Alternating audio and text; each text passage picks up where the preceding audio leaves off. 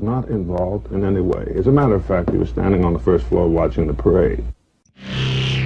Using unprecedented modern-day digital computer technology, Larry Rivera presents scientific evidence which in any court of law would exonerate Lee Oswald of the assassination of President John F. Kennedy. Rivera meticulously takes the reader through the intricacies of digital overlays which prove that Lee was standing in the book depository doorway while the assassination was taking place, that the backyard photos were cleverly manufactured to frame him, and how the 3D program Blender can recreate Dealey Plaza was on 22 November 1963, so we can finally determine where JFK was really shot that fateful day.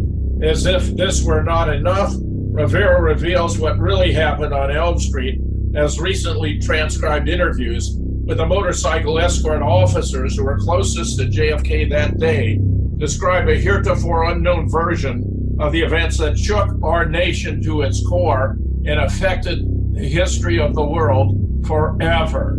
Don't miss it. Hi, this is Gary King. If you're interested in the book, then go to patriotradiobooks.com. That's patriotradiobooks.com.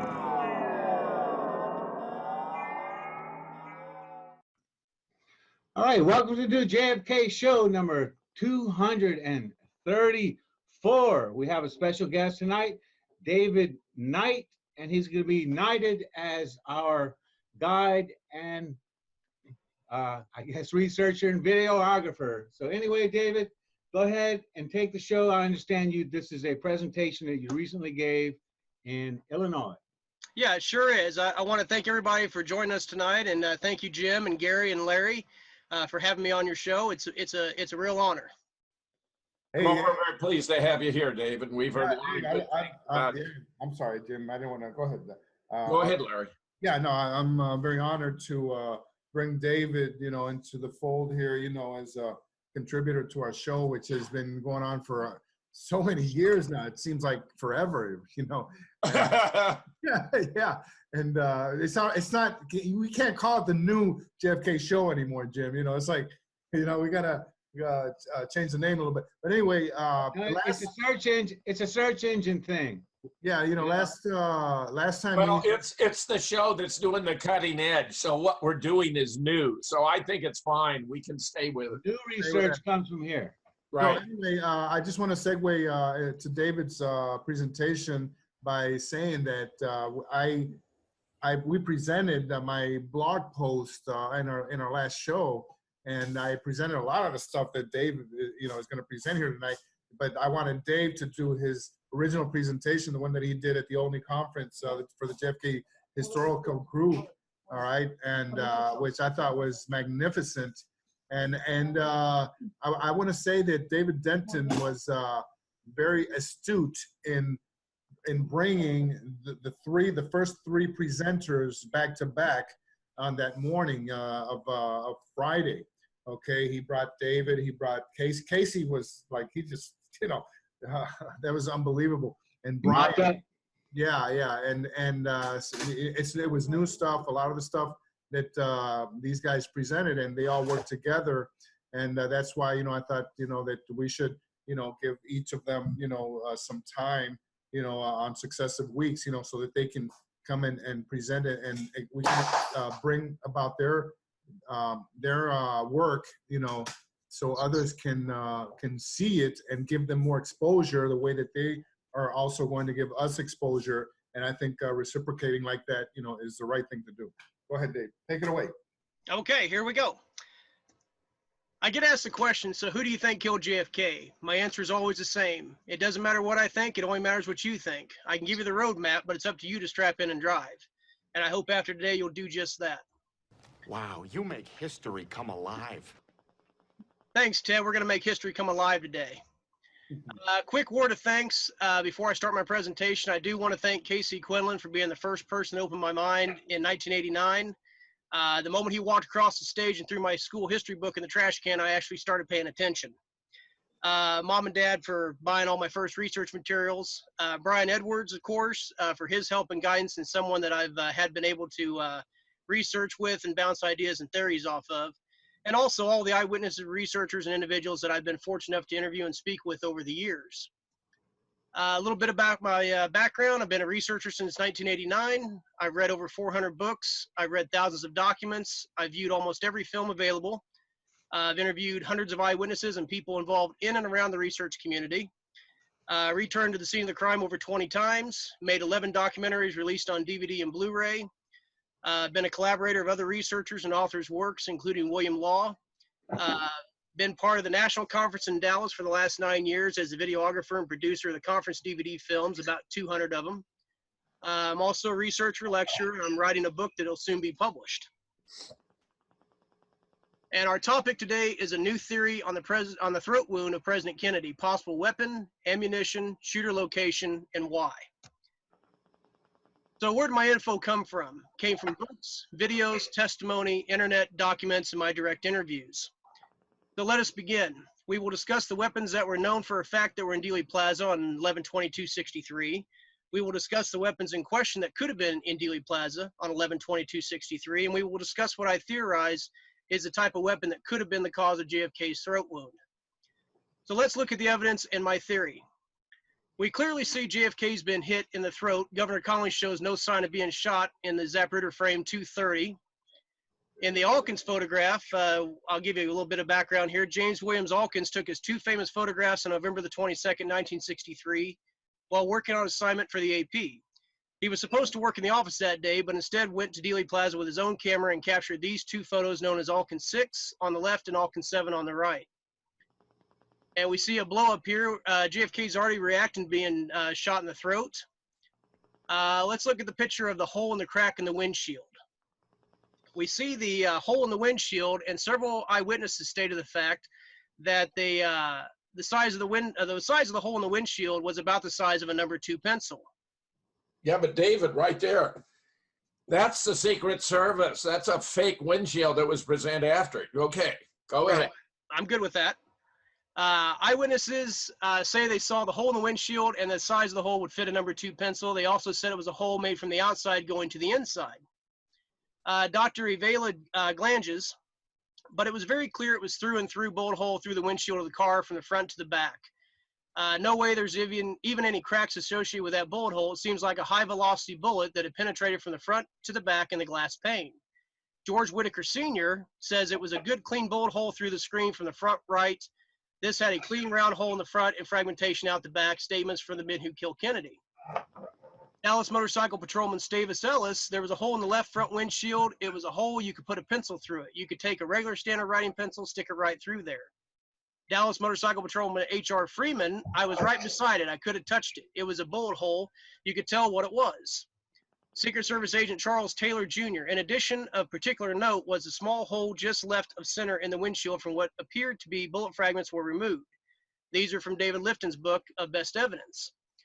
So eyewitnesses and ear witnesses have spoken and testified what they thought they heard was not gunshots. They thought they heard firecrackers going off. Well, what kind of gun or rifle sounds like a firecracker? I will answer this question with my theory later on. Firecracker. Sounded like a firecracker. These 50 names on this list, count them, 50 ear witnesses heard what they thought to be a firecracker, such as Jim Darnell, Roy Truley, Jay Malkins, Tom Dillard, Mary Moorman, and so on and so forth. So what did the doctors at Parkland remember seeing concerning the wound in the throat of President Kennedy? And what did the doctors see of the wound at Bethesda Naval Hospital? At Parkland, they saw a perfect round hole, entry wound. Bethesda, they saw a 3-inch gash, exit wound. Comparison, Parkland's on the left and the Warren Commission drawing is on the right. The back wound, Parkland doctors didn't see this wound, but during the autopsy, the wound in the back was found and probed. Doctors probed the wound and stated they could feel the end of the wound with their fingers, so not a very deep wound, surely not a through and through wound. The Warren Commission would have us believe that Oswald shot from an elevated 6th floor, shooting at a downward angle, shot JFK, and the wound turned upright in his body and exited his throat. And how do they explain this theory? With the magic bullet theory. 7 wounds, 2 people. This is the picture of the HSCA JFK executive with the magic bullet on the left, cotton wadding in the middle to the left, goat carcass breaking 1 bone, and then the wrist bone of a human cadaver. So we have 1 bullet that caused all those wounds but came out looking like CE 399. And you know what I call this? It's bullshit. Statements from doctors at Parkland Hospital. Dr. Malcolm Perry, Dr. Charles Crenshaw, and Dr. Robert McClellan. I'm going to show a couple quick video clips of Malcolm Perry and Charles Crenshaw, and then I'll tell you what Robert McClellan told me. At Parkland, Dr. Malcolm Perry, attending surgeon, tried desperately to keep the president alive, but the very urgency of that problem prevented him from examining the two wounds, as he now explains in his first public statement since the report was published. I noted a wound when I came into the room, which was of the right posterior portion of the head. Of course, I did not examine it. Again, there was no time for cursory examinations, and if a patent airway could not be secured and the bleeding could not be controlled, it really made very little difference. Some things must take precedence and priority, and in this instance, the airway and the bleeding must be controlled initially. What about this wound that you observed in the front of the president's neck? Would you tell me about that? Yes, of course, it was a very cursory examination. The emergency proceedings at hand necessitated immediate action. There was not time to do more than an extremely light examination. Did it occur to you at the time, or did you think, was this an entry wound or was this an exit wound?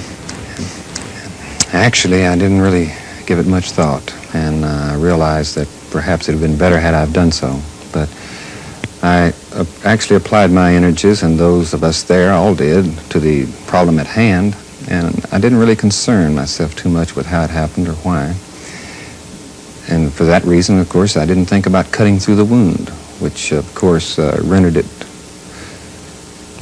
inviolate for as regards further examination and inspection. But it didn't even occur to me. I did what was expedient and what was necessary, and I didn't think much about it. The nature of the throat wound can no longer be verified, for no records were made and no pictures taken before Dr. Perry cut through it in an attempt to relieve his patient's breathing. The doctors at Parkland were engaged in a desperate struggle to keep the president alive. All else was secondary. But their task was impossible. One of the shots had virtually destroyed the president's head. Even as the doctors worked, the president died. At the hospital, the scene was turbulent and disordered. The press and public were clamoring for news. Dr. Perry was rushed from the emergency room to a news conference where he was badgered into giving a description of the wounds. The neck wound, he told the press, looked like an entry wound, and he pointed to the front of his neck. In the transcript of that news conference, there's no doubt that Dr. Perry made it sound as if he had a firm opinion. The second wound? The second wound was here in the throat, right above the necktie. It was a small opening, very small, 3 to 5 millimeters, about the size of your little finger. In a slow-motion study of the film, President Kennedy grabs his throat with both hands, reacting, Crenshaw believes, as if he is shot from the front. At first, most of the doctors working on the president believed the small neck wound they observed to be an entry wound from the front. Compounding the mystery is this photograph of the government's autopsy, showing a gaping wound in the president's neck. A tracheostomy incision was done at Parkland over the site of the bullet wound. Crenshaw says someone tampered with that wound after he last saw Kennedy's body, making it larger to resemble a bullet exit wound. Look, this is the size of the tracheostomy tube. Incision was made and then placed in. This large part, this flange, stays outside. So it was a small wound, about the size of the instrument that you Right. saw. An inch to an inch and a half, maximum. This wound, and described in the Warren Commission, was almost 3 inches wide. Double the size. Double. Is it possible that the doctor working to put this in what may have been already a bullet wound made the incision too large? Oh, no. No, Perry was an artist with the blade. He was one of the best trained technical surgeons. And here's what Dr. Robert McClellan stated about the throat wound. I've had the pleasure of knowing Dr. McClellan for the last 10 years. I've seen him lecture, and I've recorded him in lecture, and I spoke with him at great length. He's been very adamant since 1963 about what he witnessed inside Trauma Room 1 at Parkland Hospital, Dallas, Texas. He states that he saw the back of the president's head blasted out. I asked him back in 2014 about the throat wound, and what he told me is that it appeared to be an entry wound. When I asked him about the size of the wound, and it brought up what I read about what the other doctors had said about it being between 3 and 5 millimeter, I asked him what he had observed. Dr. McClellan states that he arrived after the tracheotomy had been performed, but that he was recalling what he and his fellow doctors discussed about the size. He told me that he felt it was a little larger than 5 millimeters, but definitely smaller than 6.5, which was the size of the ammunition used in a 6.5 Mannlicher Carcano rifle. I pressed further, how much bigger? And he told me just a little bigger than 5 millimeters, but definitely smaller than 6 millimeters. David, I think that is a great find, a great relationship that you had with Dr. McClellan, and that you were very fortunate to talk to him, so many times about this. That's one of the things about what I've said many times about talking to actual witnesses and getting the story from people that were there. Absolutely, Larry, absolutely. So remember, we are looking for a round of ammunition that's between 3 to 6 millimeters and the weapon that could have been used. Well, let's look at the types of ammunition. And on this chart, I want to make a note here. The .17 HMR round at the far left with the X over it was not available in 1963. It wasn't produced until 2002. So what we're looking at is the .22 Hornet or the .22 Long Rifle. So let's look at the handguns, rifles, and shotguns that we see pictured in photographs taken on November 22nd, 63 in Dealey Plaza. Dallas Police Department, they were carrying Remington 870 shotguns. We see several photographs here of Dallas PD with shotguns in their hands. Shotgun ammo does not explain the hole in President Kennedy's throat. We see rifles being carried into and out of the TSBD, while they carry Remington Model 8s. In the photographs just shown, we see Captain Fritz and Detective Boyd carrying their Remington Model 8 rifles in and out of the Texas School Book Depository building. Well, that rifle was chambered in .25, .30, .32, .35, and 300 Savage. All the sizes on the bottom, from 6.54 all the way to 9.1, is definitely bigger than the diameter of 3 to 6 millimeters. Author researcher Brian Edwards sums up the description of these rifles better than anyone that I know, so thanks to Brian. Captain Fritz and Detective Boyd both carry Remington automatic rifles, same model and caliber used by Clyde Barrow. This rifle is a superior weapon if you're hunting boars and bears. It's ludicrous to carry that into a building. If they would have had to fire it inside, it would go through everyone and hit the brick wall. I never did understand why they would carry rifles in there anyway. Patrol was already in there searching. So the size of those bullets, 6.54, 7.8, 8.2, and 9.1 is too big for the throat wound, so let's rule it out. About the handguns.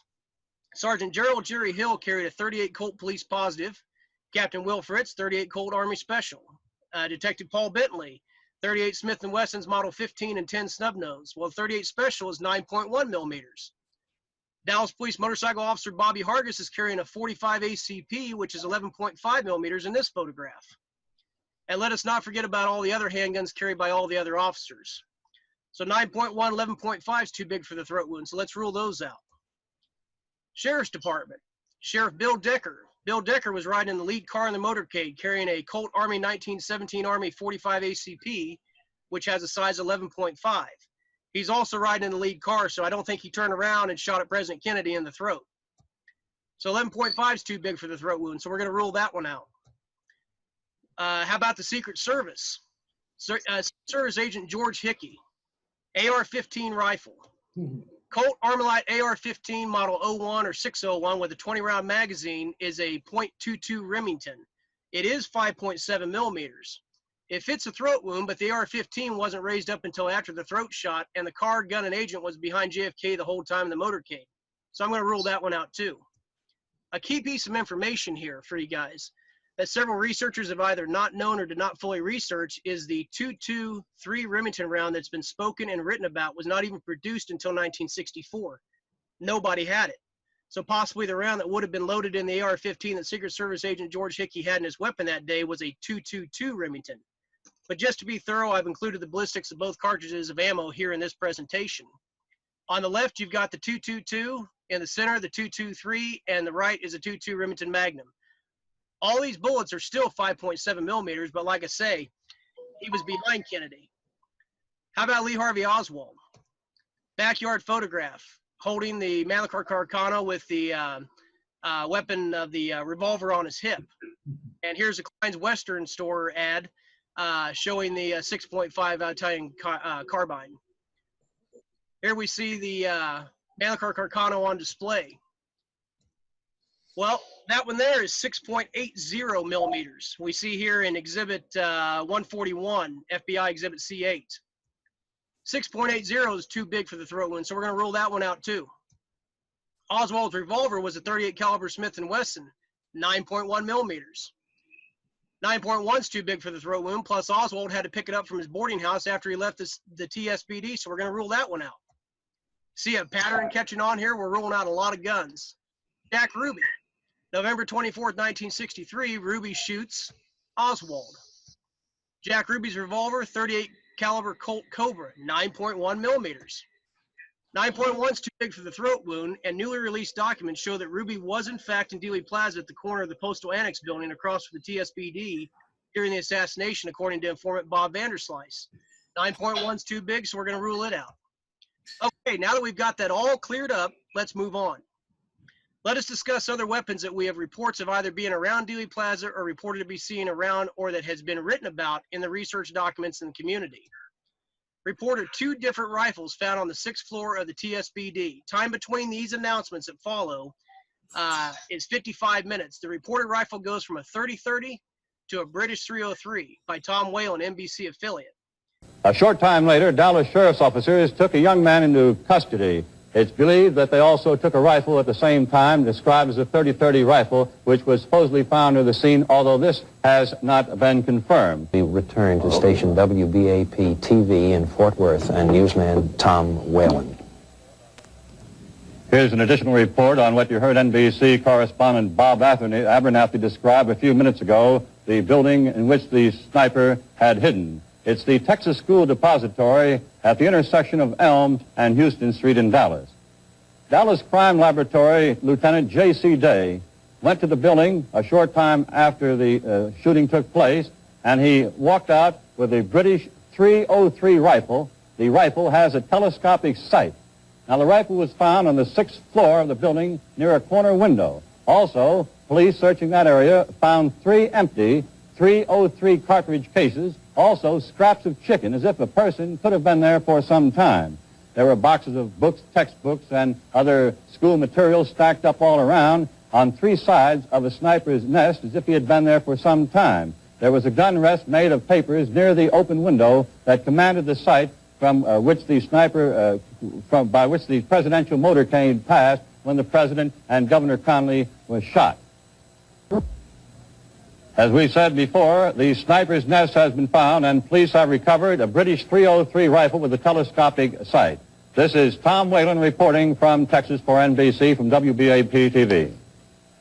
These are images of a 30-30 rifle. These are not the exact weapons that were there as reported on, because we don't have pictures of a 30-30 round rifle found that this particular type of weapon was never entered into any evidence. We see the 30-30 rifle. Well, guess what? That bullet is 7.8 millimeters. 7.8, too big for the throat wound, so we're going to rule that one out too. These are images of a British 303 rifle. Again, these are not the exact weapons that were there as reported on, because we don't have pictures of a 303 found, and this particular type of weapon was never entered into any evidence. Guess what? The 303 ammunition, 7.92. 7.92 is too big for the throat wound, so we're going to rule it out. Extra tidbit of info. Here you go, Larry. Bill Wesley Frazier owned a 303 British Enfield rifle. After reports of the 303 on TV, Dallas Police Department went looking for Mr. Frazier. The rifle was not the only reason he was wanted for questioning, also his connection to Lee Harvey Oswald, and he too worked at the TSBD. He was the first patsy in line. Correct. Supplementary offensive report. This is dated 11/25/63 by Rose and Stovall. And it says, we received information from Mrs. Bill Randall that her brother, Buell Wesley Frazier, 19 at the time, same address, took Lee Harvey Oswald to work on the morning of the murder, and that she saw Oswald put a long package in the back seat of her brother's 1954 black Chevrolet 4-door. By the way, that's Lenny Mae Randall. They put Mr. Bill Randall to hide her name, but go ahead. Lenny Okay. They basically talk about in here that let's see, we went, they go looking for Frazier, and they find him at a hospital seeing his father-in-law. Well, they take It says Frazier's sister, Mrs. Randall, came to the location. We brought Frazier and Mrs. Randall to the homicide office. Affidavit was taken from Mrs. Randall. Frazier was interrogated and run on the polygraph with negative results. Affidavit was then taken from Frazier. Frazier and his sister were returned to Irving on 11/22/63. Now, Larry, tell me here, we were just talking about this, and tell us about the report that they tried to have Frazier sign on. I've heard this story too, but tell everybody that's listening. First of all, the mention of David Williams, his stepfather, is just bizarre because Frazier left Huntsville, Texas, to get away from his stepfather, okay? Because he used to beat him up. He used to beat the crap out of him when he used to get drunk.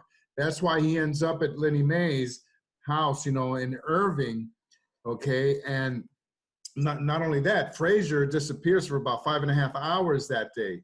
But, going back to your question here, on the night of November 22nd, Captain Fritz tried to make Wesley Frazier sign a confession that he had been involved in some way in the JFK assassination at that time. And this only came out in 2013 when Frazier gave an interview to the 6th Floor Museum. Stephen Fagan is the one who did that interview. And it's very surprising where Frazier turned the entire interview around and started to tell the truth. He started to say, how nice Lee was, with kids. He started to create a persona of Lee that was totally counter, contrary to what what had been presented, about Lee Harvey Oswald. But not only that, he said that Lee was not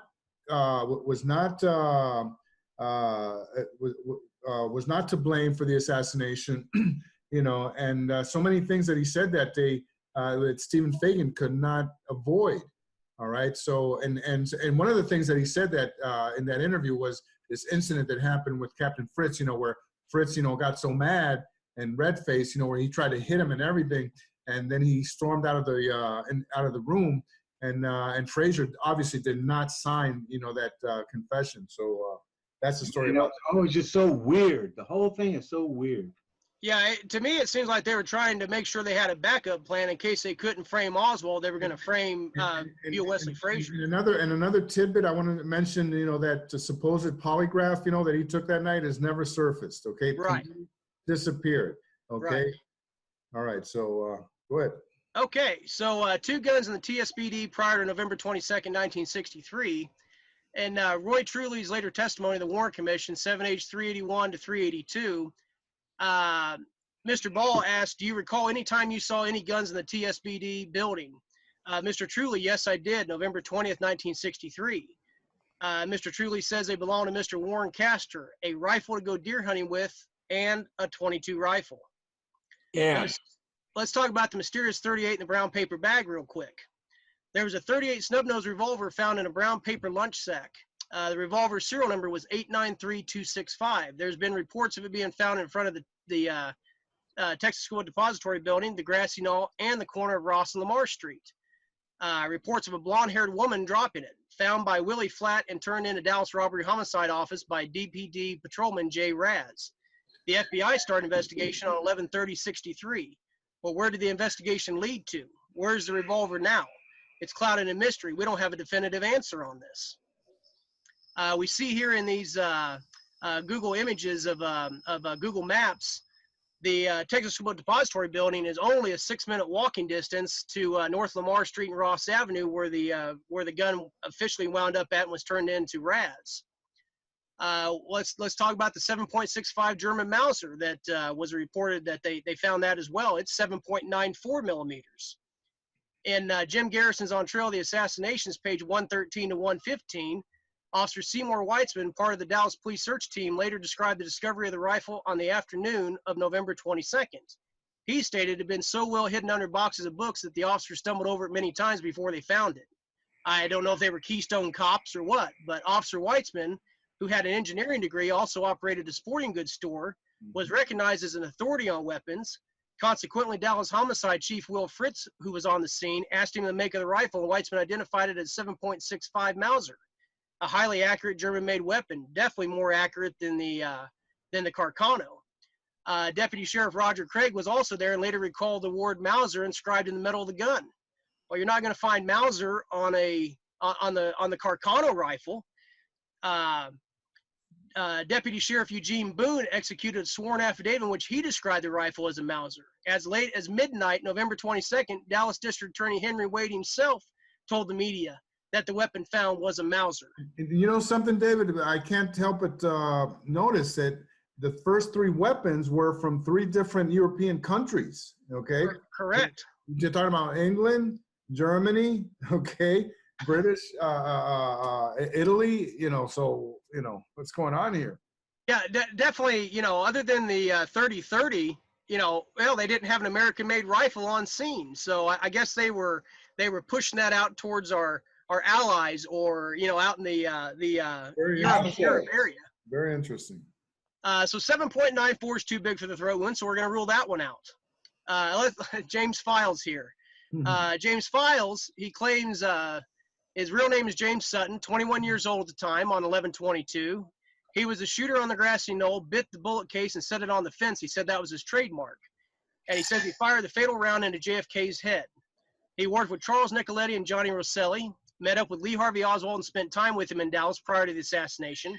There's more to his story and claims that I'll not go into here, but if you wish, you can look him up on the internet and judge for yourself. He claims his choice of weapon was the Remington XP100.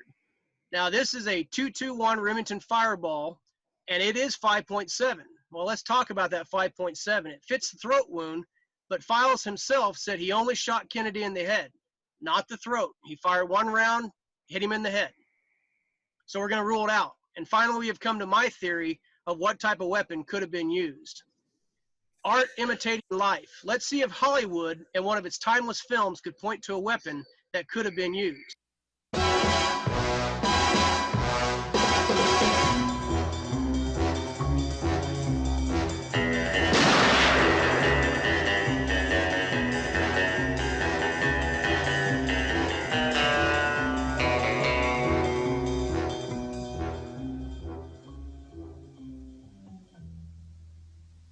James Bond, From Russia with Love, Ian Fleming's film.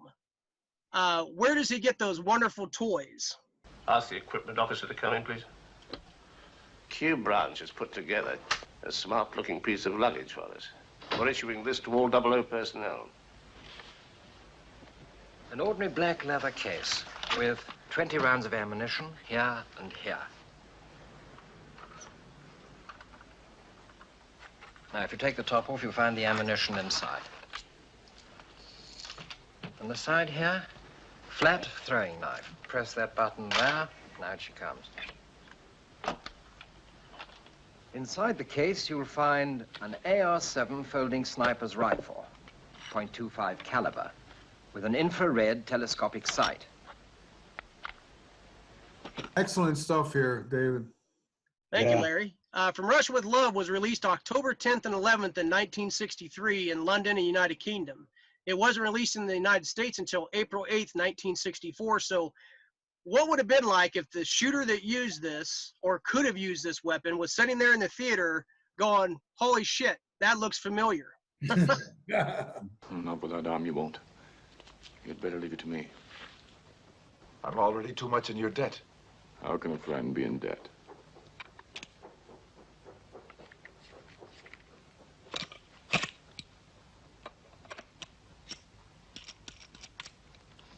Here.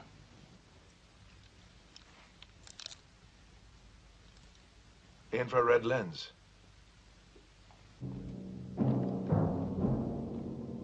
Do you notice anything? Not yet.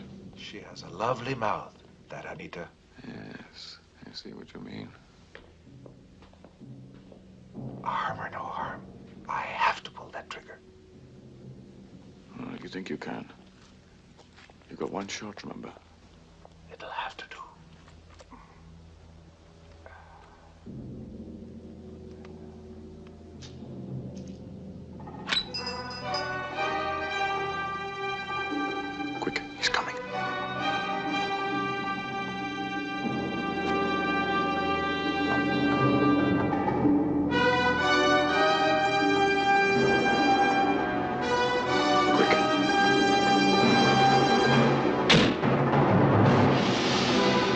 So a reason for the use in the movie, an assassination. Well, let's talk about the rifle I think was used, the AR-5 and the AR-7. The Armalite AR-5 was produced and put into use in 1956 by the United States Air Force. They actually had what was known as an Armalite AR-5 and an Armalite AR-5A. The AR-5A is the one that was actually adopted in. It was released for civilian use in 1959. It weighed 2.5 pounds. The length of the stock was 28 inches, barrel length 14. You've got a gun length of 42 inches. And here is the bolt action of the receiver. And we see the clip assembled in. They actually used to call this the Ronson clip or the Zippo magazine clip because the 5-round capacity magazine was just about the size of a Ronson Zippo. The 22 Hornet round, which is what's chambered for the AR-5, is 2.3 times the muzzle velocity and 7 times the energy of the common 22 long rifle. This is a supersonic bullet. It's got a ballistic tip, like a polymer tip to it. And I've got one here in my hands. You can actually remove the tip of the bullet, and it goes down about 3/8 of an inch. If you wanted to tip the bullet, say with mercury or a poison, you could easily do it by removing it and then just putting a wax seal back on the bullet. Jim, you were asking about this the other night, precisely about the tip there. Yeah, yeah. And as far as size comparison goes, this is your 22 long rifle, okay? This is your 22 Hornet round.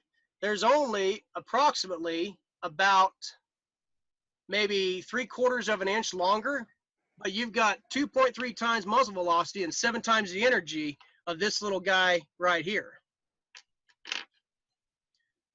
We see size comparison here. It was designed in the 1920s, produced 1930 to present. You can still get the 22 Hornet round. There's other rifles out there besides the AR-5 that will fire this ammunition. If you want to buy an AR-5 today, you got to find a gun broker that can locate one, and they're ranging about between $2,500 and $3,000 for that rifle. It's manufactured by Winchester and used by the United States Air Force in World War II. Specifications: 5.7 millimeters. 35 grain round, which is your VMAX round like this, is 3,060 feet per second, 728 foot-pounds. More than enough to go through the windshield and cause the wound in the throat of President Kennedy. So 5.7 millimeter fits the throat wound, so let's rule it in. Now we're going to see the Armalite AR-7, which is the standard 22 round. It was produced and used in 1959 to present. It weighs 2.49 pounds, barrel length 14 inches, total length, it's actually 35. I made a mistake. I'm saying it's 28. Original, it was 5-round capacity. Now you can put 8 rounds in this gun. We see the 22 long rifle size here. That's also 5.7, but if you look at velocity, it's only 1,200 feet per second and 104 foot-pounds. So I don't think it was the AR-7 rifle. I believe it was the AR-5 that was actually used. 5.7 millimeter for the AR-7 fits the throat wound, so we're going to rule that in as well. Henry Survival now makes the rifle. It's made from the design of the Armalite AR-7 and the AR-5. Weight is 3.5 pounds. I measured it, and the total length of it is actually 35 inches. This is completely broken down, and we're gonna put that together. Pull off your buttstock. You know. There's your magazine. This is your action. Your action goes down and slides in. There's a set screw right here that puts this together.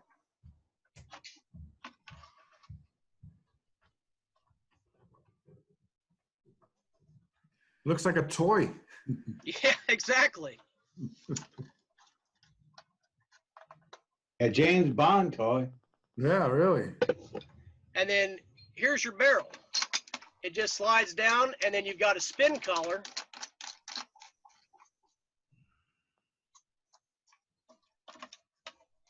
So the total length of the rifle is 35 inches. It's easily put together. You can take it apart. You can, well, you can ask Larry. I walked up on the stage. Yeah.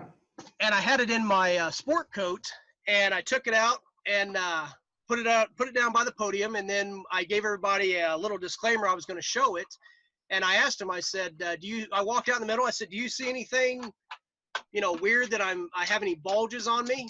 And I said, do you see a rifle anywhere on my person? And of course, nobody could see it. Well, I reached in my coat, I pulled it out, put it together, and those are the pictures that Larry showed last week and also on his blog. And when people saw it go together, they were just completely blown away on how easily it was to conceal. Yeah, if they were going to put anything under your armpit like Lee was supposed to do. Yeah, that would have been the rifle, right? Yeah, this would have been a so much easier deal than yeah, I know, yeah. 5 Carcano rifle.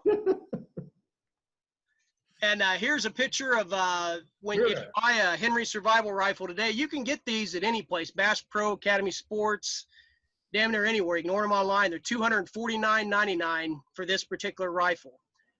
2 magazines, the barrel, and the action and the stock all come together. And here's a good one for you. If you drop it while you're hiking, the damn thing floats. Yeah. Now we were talking about a scope on the rifle. This here's a picture of the scope mounted on top of the rifle. You can order the adapter online for $24.99 that has the threads on it, so you can put an actual suppressor on it. The AR-5, AR-7 both could have been used. The AR-5 is the rifle that I lean towards because the .22 Hornet is a more powerful round. Okay, so why? Well, it has very little recoil. It's easy to conceal rifle. It's extremely accurate to 100 meters. For such a small caliber, it can cause a lot of damage. And guess what? It's quiet. It sounds like a firecracker. Dave, now that you mentioned the 100 meters, I recall that Brian did that in his presentation. He was talking about the periphery, the circumference, and how that precise measure, that 100 meters, came into play from the back to the front, the side, and everything, which would have been, the ideal distance for an ambush for a sniper. Oh, absolutely, absolutely, Larry. What do we estimate the distance from the inside the triple underpass to the about 90 yards, 90 meters, something like that, Jim? Yeah, well within the range. On Larry's aspect of putting the shooter in the cubby hole, or where I'll show you where I've got my shooter location, which is right above Larry's, they're well within that 100-meter range. Yes, yeah. This sound here is actually what a firecracker sounds like. We've all heard them before. And this is the sound of an AR-5, AR-7 round. The sound comparison between firecracker and AR-7, it's 0.07 decibels difference. Wow. I put it on a spectrograph on the audio from a firecracker to the AR-7 round, and you've got 0.07, less than a tenth of a decibel. Yeah, you can't tell the difference. You can't tell the difference. I mean, by shooting this rifle, this coincides with what people heard, saying they heard a firecracker. It does not sound like a firecracker, the 6.5 round. So now let's look at the possible shooting locations and the trajectories for just a moment. First off, I think it was a frontal shot, obviously. That's what everybody is stating, the fact that they saw in the throat wound, the doctors at Parkland. The eyewitnesses say that they saw a hole in the windshield from the front. This is an aerial photo, and the red rectangle represents where the presidential limo was at the time of the shot to President Kennedy's throat. If JFK was sitting in his car, this is the viewpoint of what he would have had. A South Knoll shooter.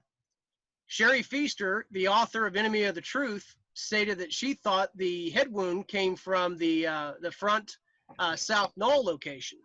And she puts a throat shot trajectory of 15 degrees in the same location that I just showed what JFK would have seen at his view in Dealey Plaza on Elm Street.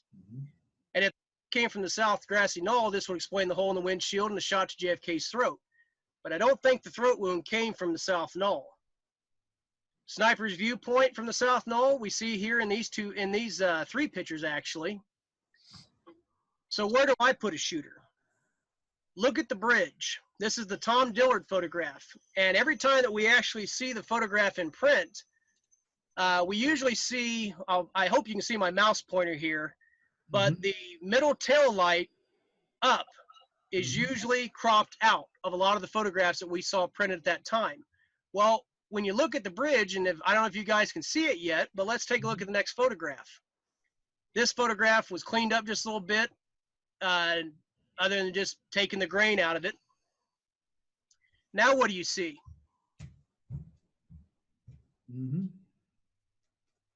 How about now? Somebody's crouching there. Tactical shooting position, or what I like to call I bent down to tie my shoe position. Well, let's take a look from the shooter's perspective. These were taken just last year. If you're standing in that exact location and you're standing straight up in the air, straight up and down, and you're looking, and just so happens there was a car in the right location when I took the photograph. Just about the location, a little bit farther back there. And if you're crouched down between the two concrete pillars, this is your viewpoint. And just for giggles, I went ahead and put a scope on it.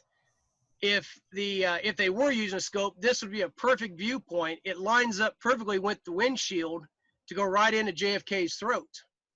And here's an extra tidbit of information for you to ponder.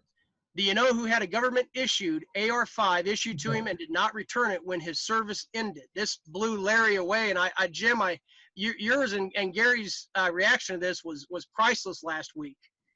General Curtis LeMay.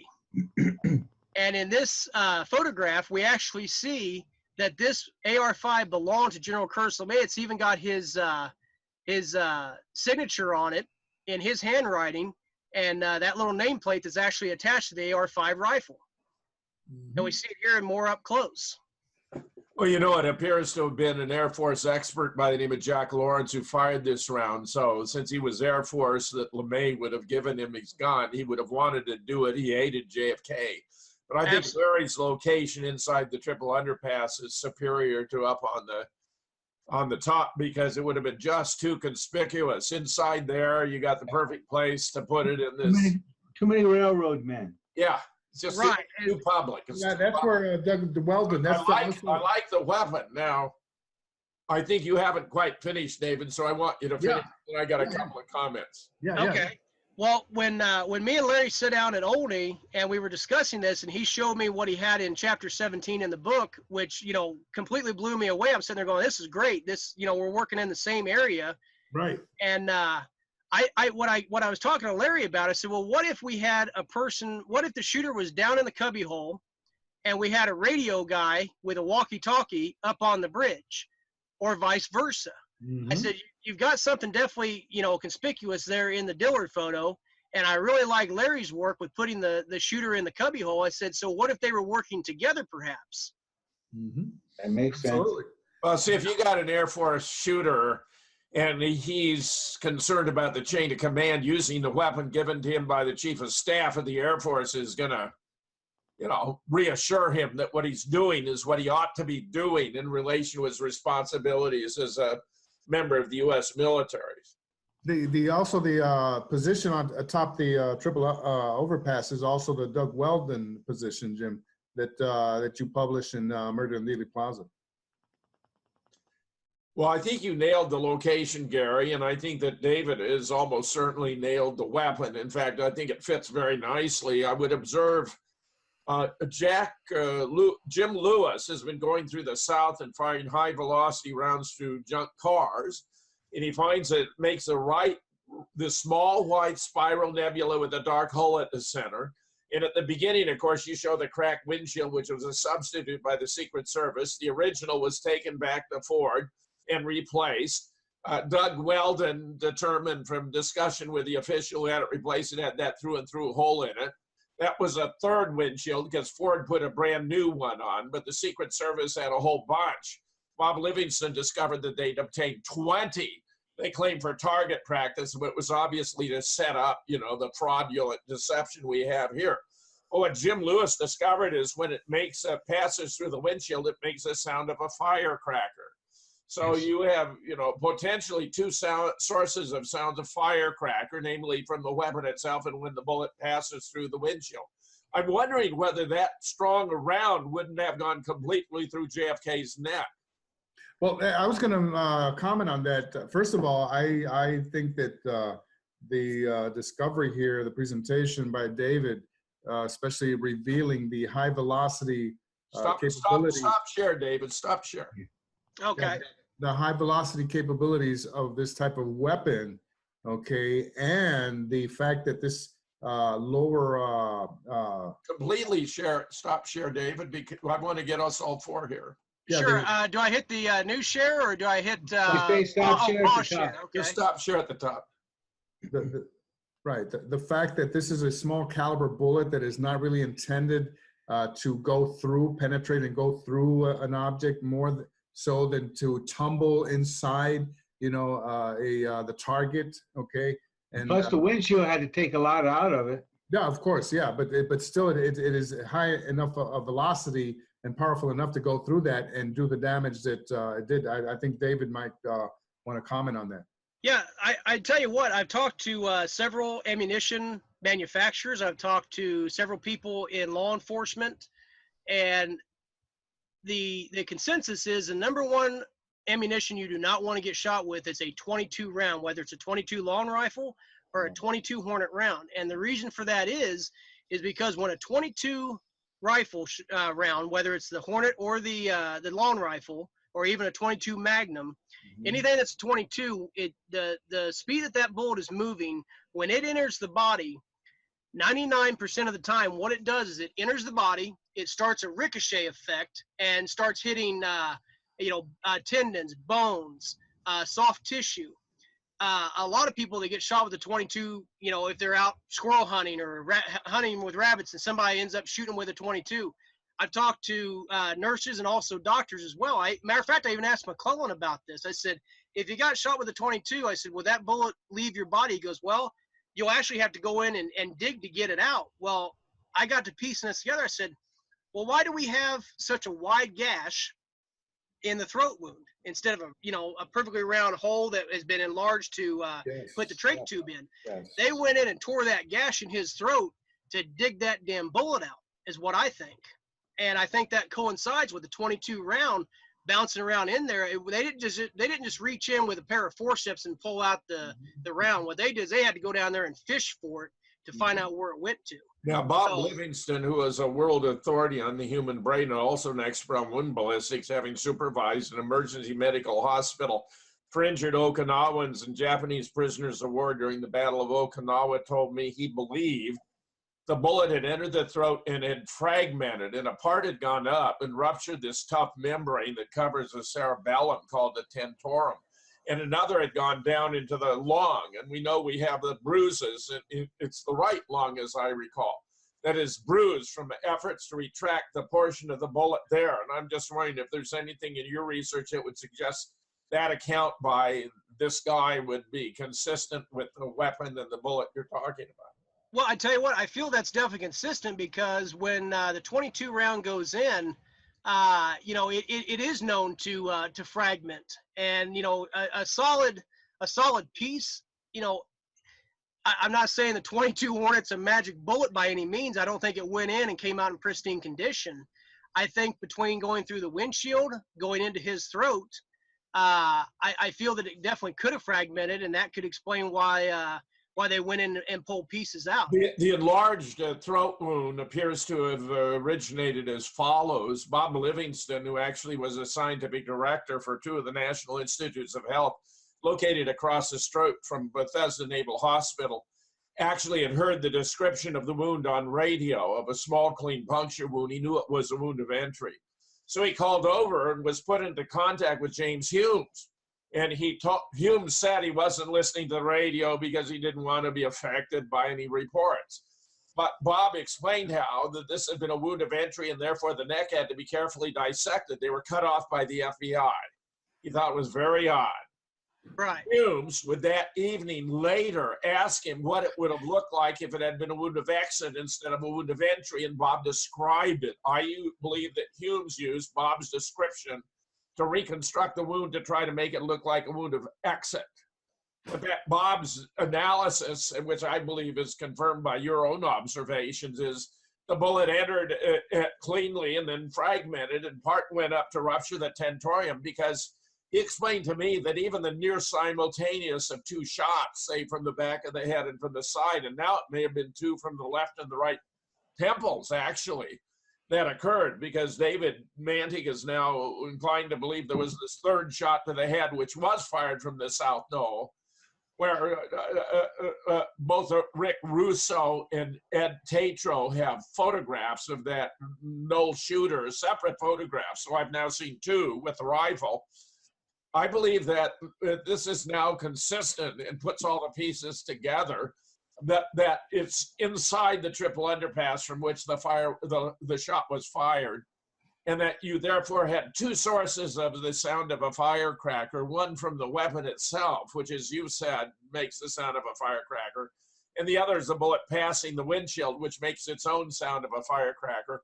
I think all this hangs together terribly well, and of course, the sound proximity would have been very close. I mean, this is a high velocity round, or a boom, the firecracker sound would have been almost, better than an echo. I mean, it would have been almost overlapping.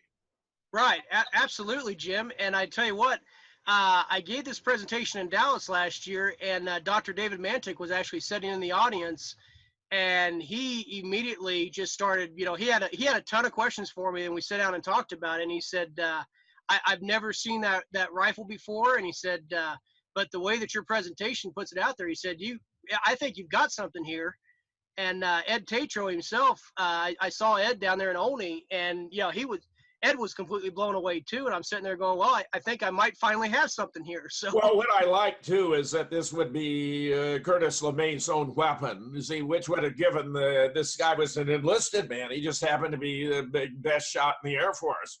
Confidence that what he was doing was consistent with his obligations in the chain of command. I mean, he'd gone to work for the automobile dealership that provided all these different makes and models for the motorcade, which was completely anomalous. They're all uniformly black Cadillacs typically, so the perps would know where everyone was. He only went to work a couple days before. After the shooting, he returned to the dealership all muddy because he made his escape through the sewer system, nauseated, went into vomiting over what he'd done. So, I mean, I think this all hangs together. And then, of course, he would disappear. But I also like it, in relation to what Jim Lewis said. The only fault I would give of your presentation is in the beginning, it's disconcerting.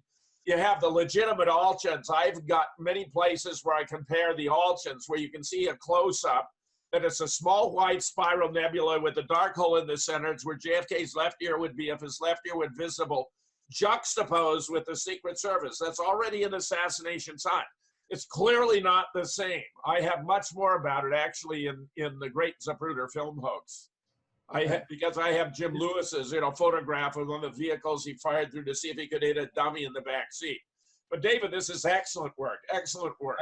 I think that I think one of the main strengths of David's presentation is the way that he has eliminated all the possibilities, of the rifle in the board. Well, it was the following flaw. He talked about the fireball, and you said you eliminate it because Miles said he only fired it from there, but it could have been a second fireball fired from another location. So I'm talking about logic. The others, based on the size of the wound, were of course more effective. But I thought it was excellent the way you went through the multiple weapons and compared the size of the rounds and all that, David. That was excellent. Dr. Fetzer, and that would be right up your alley, using logic, to narrow this down. This is called argument by elimination. What are all the alternatives, A or B or C or D, and not A and not B and not C and not D and so forth. It was very good. It had a very nice logical structure. But you ought not to be using the cracked windshield, which is a fake by the Secret Service, without explaining that this was a substitute done by the Secret Service. You did say, and cited the witnesses who reported it wasn't cracked. It was a clear, clean bullet hole. but you should have had a close-up of the from the Altions, because you can actually see it. I've blown it up and I've used it. Well, there are pictures of the limo at Parkland that show what you're talking about, Jim, and also the recordings of the JFK Horsemen, Officer Freeman and Officer Stavis Ellis. You know, where they clearly said it was a whole event. Yeah. It was nice and neat. No, I know. I'm just saying visually, David's presentation when he shows the Secret Service limousine, which is a fake, and isn't identifying it concurrently as a fake, that is disconcerting to those who know the difference. That's all. This is a matter of the sequence of presentation and a note, as it were, about what you're doing. But I thought it was excellent, David. It's I've seen a lot of presentations. This was certainly one of the better, I think, from of JFK of recent time. I'm very ecstatic, very pleased to see there are persons of your degree of competence pursuing these issues. This is, to me, a very positive development. Yeah, we need all the help we can get in the truther community, no doubt. And you've been our honorary guy tonight. So we're going to go ahead and call it. If anybody has anything left to say. Well done. Well, good job, David. And we hope to have you on again real soon. This was JFK number 234. Just another day on JFK. Another day at the office. Thank you guys so much for having me. I really appreciate it.